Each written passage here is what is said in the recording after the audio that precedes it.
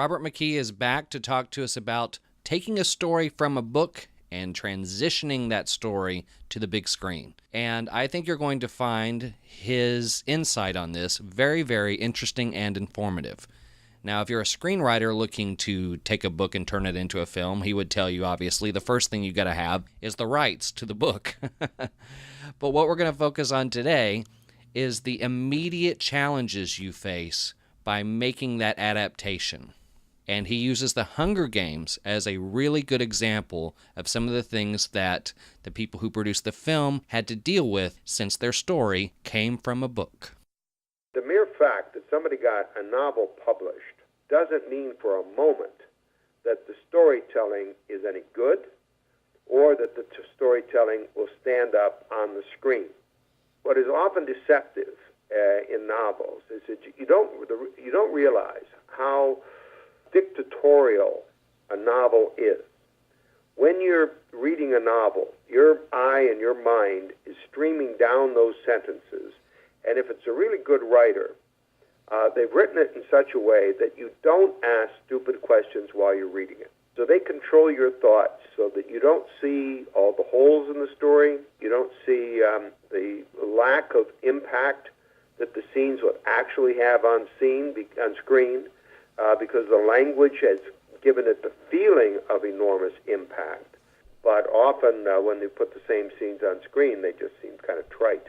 I mean, The Hunger Games is a perfect example. Perfect example. The Hunger Games as a film really has glaring holes in it. But as a novel, the writer just had your mind in her fist, and it's a real page-turner. You just don't ask stupid questions like, once you see it's on screen, if the participants understand the rules of the Hunger Game, why in the hell would they ever join up in a team? I mean, what would be the point of that? There is no point. It's every man for themselves. And if you team up with just one other person, okay, and you two kill all other 22 of those people, then what? Then the two of you turn on each other.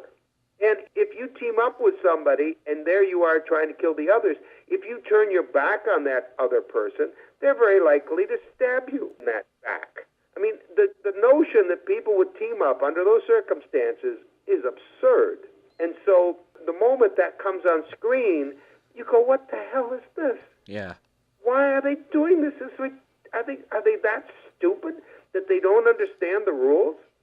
But in the novel, you never ask that question. The really silly storytelling that's on screen seemed very credible in the novel, and it hasn't stopped the movie from being a huge hit. It was a hit because every person of a certain age has read The Hunger Games. The film's a hit, and they did the best possible job, I guess, they could have done with the screenplay, although I wonder about that. But even so, there are certain premises in that script and that novel you could not eliminate from the script. But they got away with it because the novel set up the movie so well. There are so many challenges when it comes to taking a story in a book that's laid out in a very in-depth descriptive way and in a certain way, and trying to translate that to a film. So Robert points out, even if you're thinking about taking a novel and turning it into a film, you might want to think twice. Most of the novels that I'm sure the people that you're talking about would have that they want to adapt are not going to be The Hunger Games. I mean, they're not going to be huge international bestsellers, because huge international bestsellers cost millions upon millions for the rights. And it's often, as I said, very deceptive. People think that, well, if it got published, it must be well written, but that's just not true. Or, let's say it is superbly well written. It's a wonderfully told story in the novel, and it's 500 pages long. Therefore, it's 3 times the story material that you could possibly use in a feature film. It would be better off probably as a television series. But if you're going to do it as a feature, it means you've got to cut 2/3 of the storytelling out, and the moment you do that, it bleeds to death. It really is a well-told story, and it needs every one of those scenes and those sequences. So in either case, you're going to end up reinventing the novel. You're either going to have to fix tremendous story problems that the novelist didn't have to, or you're going to have to cut it to size. But in either case, it's never a problem of adaptation. It's delusional to think that you can just take a novel and shift it sideways into a film. You're going to have to take spirit and the essence of the characters and the storytelling and reinvent it. When you go to try to reinvent things, you'll discover there are certain rocks in your path that are going to create holes in the storytelling, like the team thing in Hunger Games. They couldn't reinvent that to get around it. There's lots and lots of adaptations, novels to the screen that are great reinventions, and nobody ever says a word. Adapting novels, of course, is nothing new in Hollywood, but going back to things like The Big Sleep and Shane and Gone with the Wind and on, nobody ever complains that those great films are not the novel, even though if you compared the novel to those films, you'd see that it was drastically reinvented. But the film is so wonderful, nobody cares.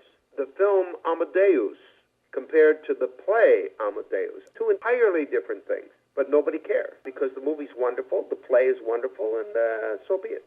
When the movie is just wonderful, nobody cares. Nobody says anything. It's tedious to compare a really wonderful film to a novel because certain little changes were made. If the film is great, everybody's happy. So that the only way to avoid that kind of complaint from the people who read the novel is to do a reinvention, then make a film that is just so brilliant, nobody cares. The best examples of this kind of reinvention that makes a better movie, or at least as good a film as the novel, is any James Ivory film.